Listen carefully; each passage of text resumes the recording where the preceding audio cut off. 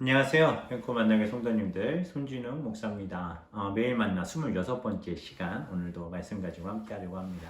오늘은 더위를 식히듯 시원한 비가 세상 가운데 내렸습니다. 어젯밤에 혹시 춥게 주무신 분들 계시다면 비 와서 그런데 감기 걸린 분 없으셨으면 좋겠고 건강하게 이 시기들을 잘 이겨내시기 바랍니다. 오늘 매일 만나 어제 이어서 야곱의 뒷이야기 2 시작해 보도록 하겠습니다. 창세기 29장 21절에서 30절입니다. 창세기 29장 21절에서 30절 찾으셨으면 함께 봉독하겠습니다. 야곱이 라반에게 이르되 내 기한이 찼으니 내 아내를 내게 주소서 내가 그에게 들어가겠나이다. 라반이 그곳 사람을 다 모아 잔치하고 저녁에 그의 딸 레아를 야곱에게로 데려가매 야곱이 그에게로 들어가니라.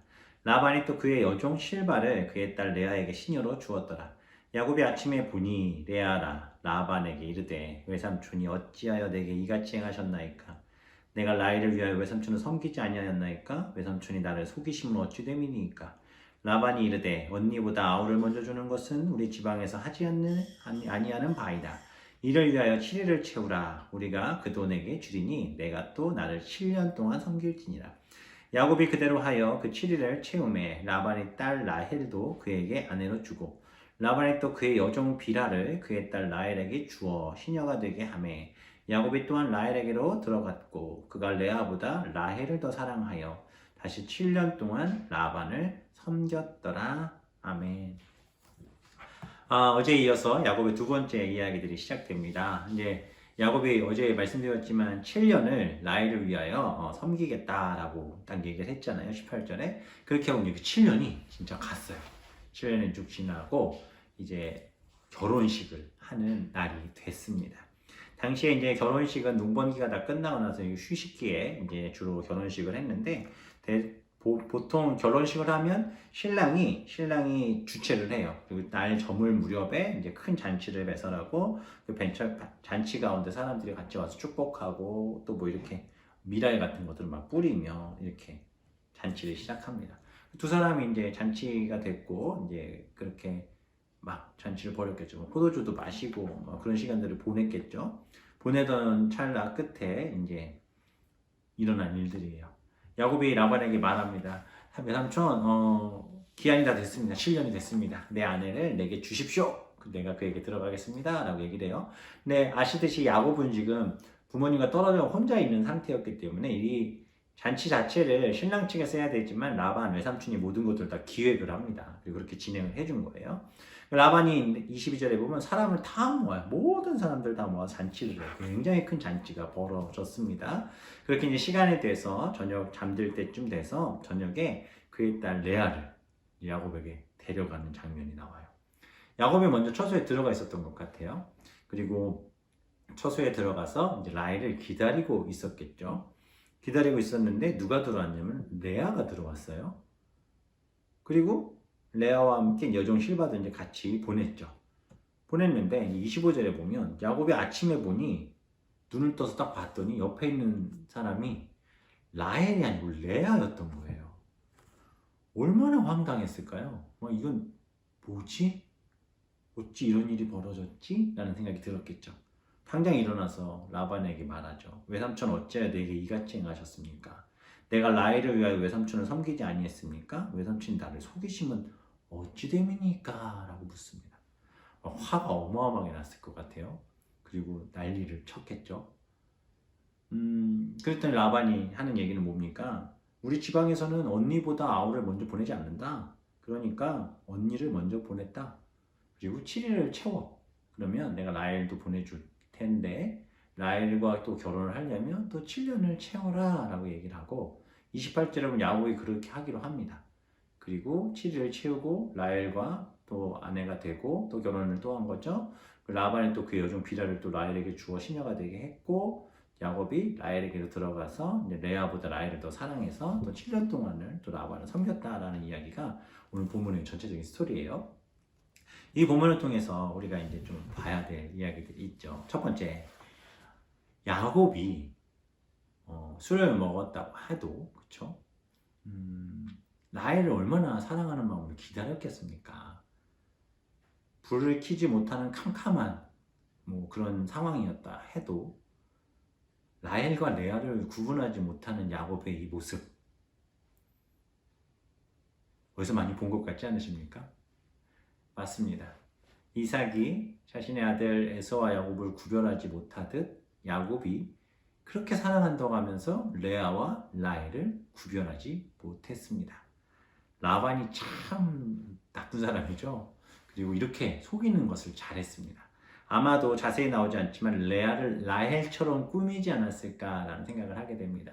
그리고 약간 치기도 있던 야곱이 분별하지 못하게끔 그렇게 했을 것이고, 레아도 어찌 보면 라헬처럼 연기하지 않았을까라는 생각이 듭니다. 어쨌든 아침이 되어 동이 트고 해가 떠서 밝아진 이후에 보니까 라헬이 아니고 레아였던 거예요. 화가 나서 그래서 외삼촌에게 달려들죠. 외삼촌이 뭐라고 합니까? 이 26절 말씀이 히브리어로 보면 굉장히 언어적 유의가 담겨져 있습니다. 뭐냐면 쉽게 말씀드리면 이런 얘기예요. 너는 장자를 더 좋아하는 거 아니냐? 너는 장자의 권한을 더 요구하고 있는 것은 아니냐? 그래서 장자를 먼저 너에게 보내준 것이다. 그리고 나서 내가 아우를 주겠다. 이런 의미의 그런 풍이 있어요.